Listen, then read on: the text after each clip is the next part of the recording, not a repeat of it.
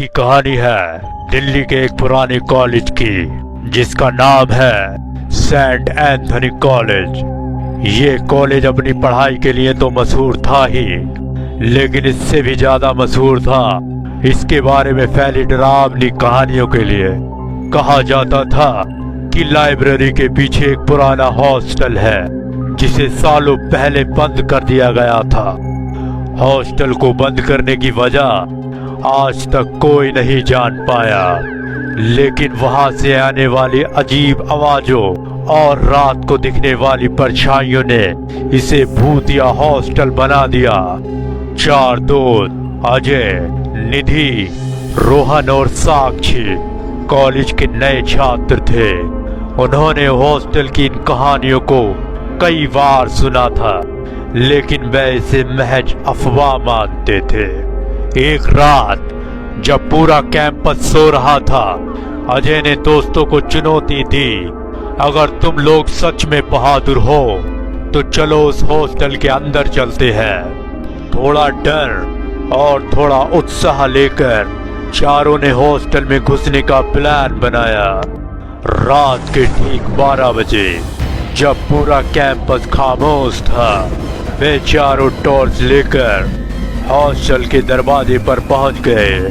दरवाजा खड़खड़ाते हुए खुला। अंदर खूब अंधेरा था और धूल हर कोने में जमी हुई थी। एक अजीब सी ठंडक महसूस हो रही थी, जैसे वहां कोई अदृश्य शक्ति मौजूद हो।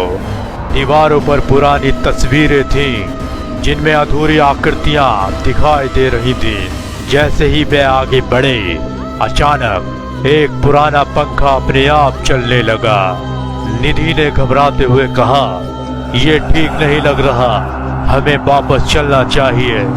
लेकिन अजय ने उसे शांत रहने को कहा। वे धीरे धीरे दूसरी मंजिल की ओर बढ़े। वहां एक पुराना कमरा था जिसके बारे में कहा जाता था कि वह कमरा कभी नहीं खुलता, लेकिन आज दरवाजा थोड़ा खुला हुआ था। जैसे ही वह कमरे के अंदर गए, उन्होंने देखा कि वहां एक पुरानी लकड़ी की कुर्सी पर किसी का साया बैठा हुआ था। वह साया धीरे धीरे उनकी ओर मुड़ने लगा। रोहन ने टॉर्च उस पर डाली और वे सब सहम गए। साया एक औरत का था जिसकी आंखें लाल थीं और वह उन्हें घूर रही थी। औरत ने अचानक से जोर से चिल्लाया। उसकी आवाज से पूरा हॉस्टल गूंज उठा। चारों दोस्त डर के मारे भागने लगे, लेकिन दरवाजा तो बंद हो चुका था। निधि ने चिल्लाते हुए कहा, हमें माफ कर दो, हम सिर्फ मस्ती करने आए थे। अगली सुबह जब सुरक्षा कर्मी हॉस्टल के अंदर गए तो उन्होंने उन चारों को बेहोश हालत में पाया। उनके चेहरे पर डर साफ झलक रहा था। जब उनसे पूछा गया कि वहां क्या हुआ, तो वे कुछ भी नहीं बोल पाए। उस दिन के बाद उन्होंने कभी उस हॉस्टल का नाम तक नहीं लिया। लेकिन एक बात पक्की थी, सेंट एंथनी कॉलेज के हॉस्टल की कहानियां सिर्फ अफवाह नहीं थी। आज की कहानी में बस इतना ही।